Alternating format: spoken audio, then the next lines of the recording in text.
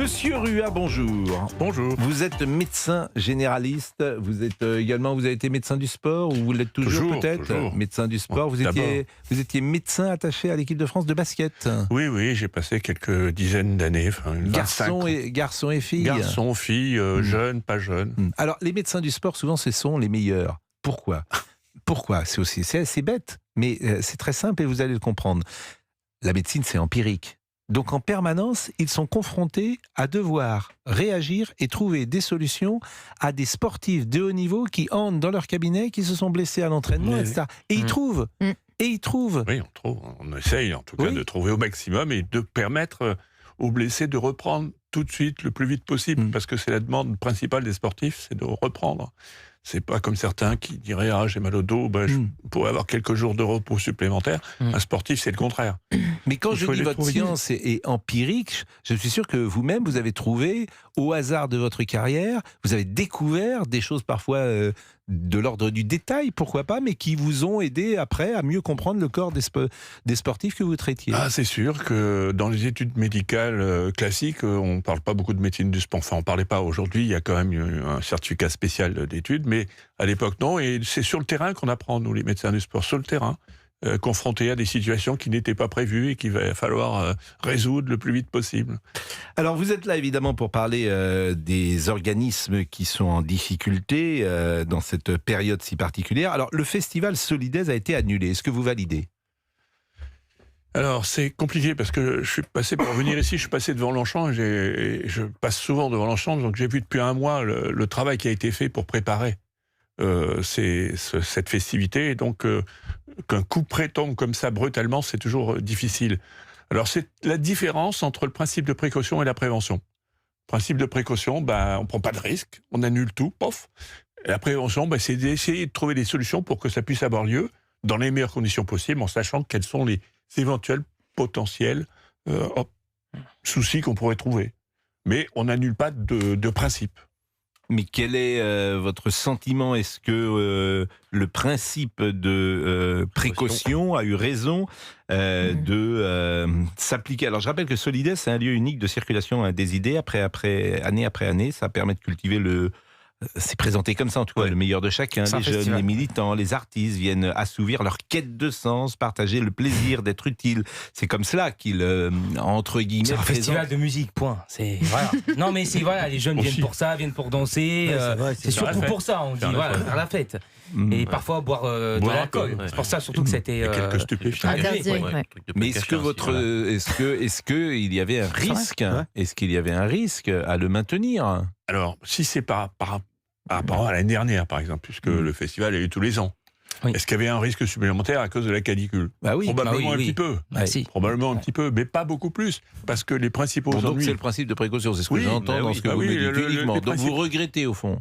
Oh oui, parce qu'il y a beaucoup de gens qui comptaient là-dessus, il y a des artistes qui devaient venir et qui vont voir leur docteur, il y aura, mais il y aura une consommation d'alcool excessive, certainement une consommation de stupes l'année dernière, c'était pareil. Excessive. Moi, je trouve ça très juste qu'il ait annulé ce festival en raison des partenaires. Exactement, j'ai écouté un ambulancier qui parlait de 25% de... Vous vouliez dire quelque chose ? Mais moi, je trouve que c'est encore une fois cet état nounou. Je pense que les personnes... Moi, je suis jamais allé à Solidaise et je n'ai pas beaucoup d'affinité pour les personnes qui y vont, ni à la marche des fiertés d'ailleurs, mais c'est-à-dire que l'état nounou, l'état protecteur, l'état mama, toujours, c'est parce qu'il y a une canicule, on s'arrête de vivre. Moi, ça me rappelle, pardonnez-moi, ça me rappelle ce qui s'est passé pendant le Covid. C'est-à-dire que pour protéger des personnes qui sont en situation de vulnérabilité, et c'est vrai, il y en a en ce moment, notamment des personnes, par exemple, âgées qui pourraient subir la canicule, des personnes jeunes qui pourraient faire tout un tas de bêtises. Qui décide ? La préfecture. C'est la préfecture. La préfecture, donc avec l'État central quand même, mais c'est la préfecture qui prend l'arrêté disant, ou le décret disant qu'il faut interdire tout cela, sans même d'ailleurs... Solidaise, c'était combien de jours ? 3 ou 4 jours. Mais donc le problème, c'est à chaque fois, c'est toujours ce sentiment, c'est que dès qu'il y a un risque, dès qu'il y a quelque chose qui pourrait, eh bien voilà, saturer, je ne sais pas, les services. Mais je vois pas le rapport. Bah si, c'est juste le sujet. Si tu vas en festival, tu te rends compte que les gens, ils boivent beaucoup, qu'il y a des problèmes, il y a déjà des malaises tous les ans, et qu'avec une chaleur comme ça, tu accentues le problème. Donc voilà. Sachant que les hôpitaux sont saturés. Et le libre arbitre et le caractère adulte des gens. C'est-à-dire que moi aussi, je peux vous citer tout un tas d'endroits où il y a des gens qui boivent. Mais si tu travailles en hôpital, je pense que tu dirais pas ça. Mais alors c'est un autre sujet. Jules, on parle du contexte.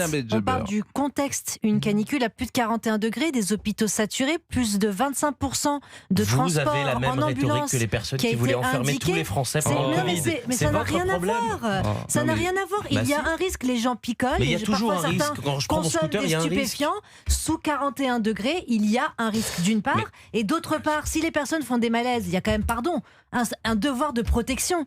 Où allons-nous emmener ces gens-là qui font des malaises dans des hôpitaux sursaturés? Tu fais comment, Jules?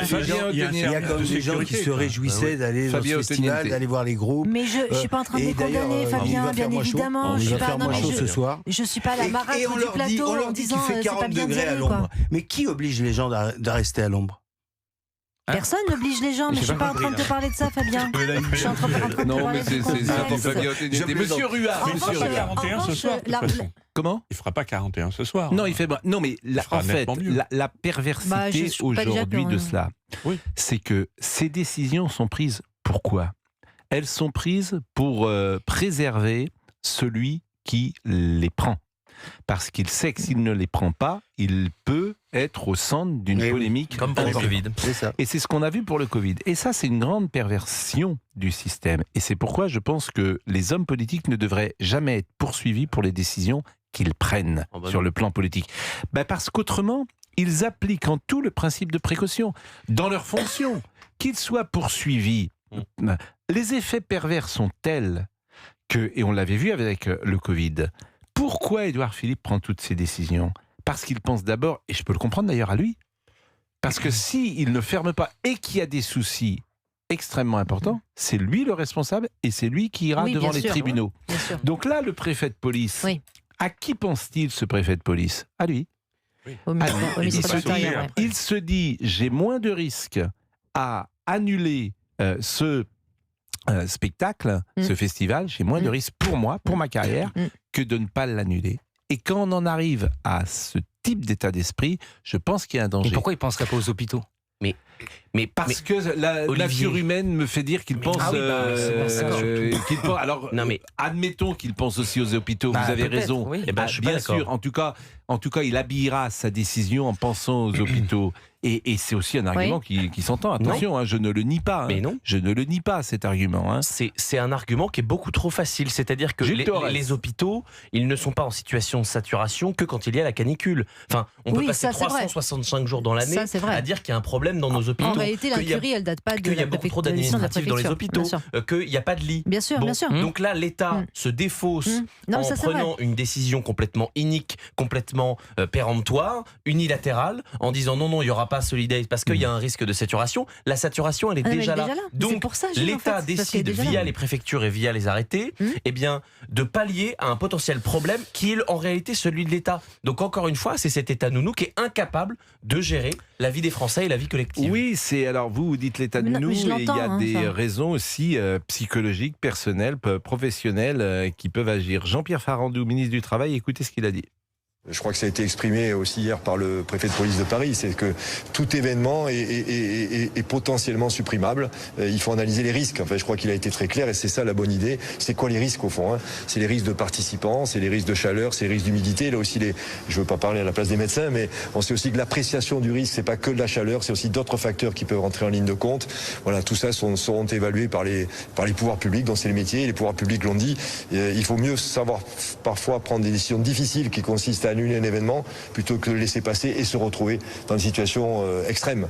Voilà, c'est la même chose pour les trains ou dans d'autres sujets d'activité. C'est vrai que parfois la bonne décision en termes de protection de nos concitoyens, c'est de savoir peut-être reporter un festival. C'est dommageable, mais en termes de santé publique, c'est aussi parfois le rôle des pouvoirs publics de savoir prendre ce genre de décision. En dehors du contexte ce qui est vrai, demain il ferait la journée la plus ennuyeuse, ça aurait été demain parce que dimanche ça commence à baisser. Un petit 36. Mais c'est vrai que c'est dans la journée Solidays. Oui. Bon, journée, c'est soirée. Donc c'est vrai. La nuit aussi, je crois un peu. Oui, mais journée, c'est la journée, la c'est soirée. journée, Oui, soirée. mais hein. si vous êtes en plein soleil demain soir, il y aurait 50 degrés. Mais bien sûr, Pascal, Bon, imagine. donc forcément, il y a aussi ce Bien sûr, danger-là. Donc, c'est ça oui, le sujet, c'est ça le cœur du sujet. Après, je suis d'accord avec Jules sur l'immixtion de l'État dans la vie privée et collective, mais pas par rapport à Solidays, par rapport à la décision d'interdiction d'alcool. Ça, je trouve ça absolument ridicule. ubuesque, lunaire, d'interdire la vente d'alcool dans les supermarchés à partir de 18h. Je n'arrive pas à comprendre le sens de cette décision. Parce que, a priori, la porte-parole de la préfecture nous explique que ça pourrait présenter un risque de consommation d'alcool excessive dans l'espace public. Mais simplement à partir de 18h. Et si les gens achètent de l'alcool avant 18h et qu'ils décident de ranger avec... Ceux qui achètent l'alcool avant 18h, ceux qui achètent l'alcool avant 18h, ils restent chez eux. Ceux qui l'achètent après, qui l'achètent pendant la nuit dans les supérettes, etc., ils le boivent dans la rue. C'est ça la différence. Oui, mais elle est interdite de vente dans les supermarchés. Oui, c'est ce que je te dis. Donc si les gens l'achètent avant et qu'ils consomment mais ils le font pas. Les gens qui achètent avant 18h, ils le boivent chez eux. Entre 18h et 7h du matin, c'est interdit de vendre effectivement de l'alcool à emporter, comme on dit. Bon, ça c'est pour ceux qui voudraient, entre guillemets, se ravitailler à minuit. Ils sont, comme le dit très justement Olivier, ils vont dans le petit proxy du coin, du quartier, et ils sortent. Ils font n'importe quoi dans la rue. Et c'est ça qui veut. C'est ça qui a c'est sans exactement doute. ça. Mais de toute façon, ça sera pas respecté. Mais ça, c'est tous les jours. C'est impossible à faire respecter, Pascal. C'est impossible à faire respecter. Rua, évidemment, alcool et chaleur, c'est un cocktail détonnant. Ah mais évidemment, c'est ce qu'on dit depuis le début de la crise de la canicule, c'est qu'il ne faut pas boire d'alcool pour se désaltérer quand il fait très chaud. Oui, mais ils font n'importe quoi, ces jeunes gens. Vous savez, si on se dit les choses, parce qu'ils ont aussi une responsabilité. Enfin, moi, quand je vois l'état dans lequel se mettent ces jeunes gens, ils ont. Mais vous riez. Mais non, mais moi, ça me fait pas rire. Je ne sais pas si ça a toujours existé ou pas, mais non. Moi, je n'aurais pas envie que mes enfants soient dans cet état-là. Pardonnez-moi, Olivier. Mais quel état? Quel état? Enfin, Pascal, quel état? vous savez que entre maintenant la drogue, l'alcool, Pascal, la nouvelle maintenant destination, c'est par exemple pour beaucoup de jeunes, j'écoute les conversations, c'est les fêtes de Bayonne. Je suis bien placé. Très bien, les fêtes de Bayonne. Et il y a des gens qui vont pour se bourrer la gueule, pour faire la fête. Et c'est une génération, c'est-à-dire que là-bas au Pays Basque, les anciens font la journée et les jeunes font les soirées. Et ceux qui n'ont pas beaucoup d'argent, ils emmènent des bouteilles, ils se débrouillent. C'est pour ça que l'histoire de 18h, ça ne veut rien dire, parce qu'ils préparent déjà leurs bouteilles pour les boire à n'importe quelle heure. On va marquer une pause, mais convenez qu'on peut s'inquiéter. Et c'est la nouvelle destination à la mode, c'est les fêtes de Bayonne. Beaucoup de jeunes vont là-bas. Convenez qu'on peut s'inquiéter pour cette jeunesse, quand même, dans l'état où elle est, je vous assure. Mais vous ne vous rendez pas compte, Olivier, parce que vous n'aviez pas... Il y a vraiment des phénomènes qui se passent aujourd'hui dans des... Non, mais non, c'est une vision très noire, très sombre de ma génération. Mais bon, c'est pas grave. Il a déjà consommé.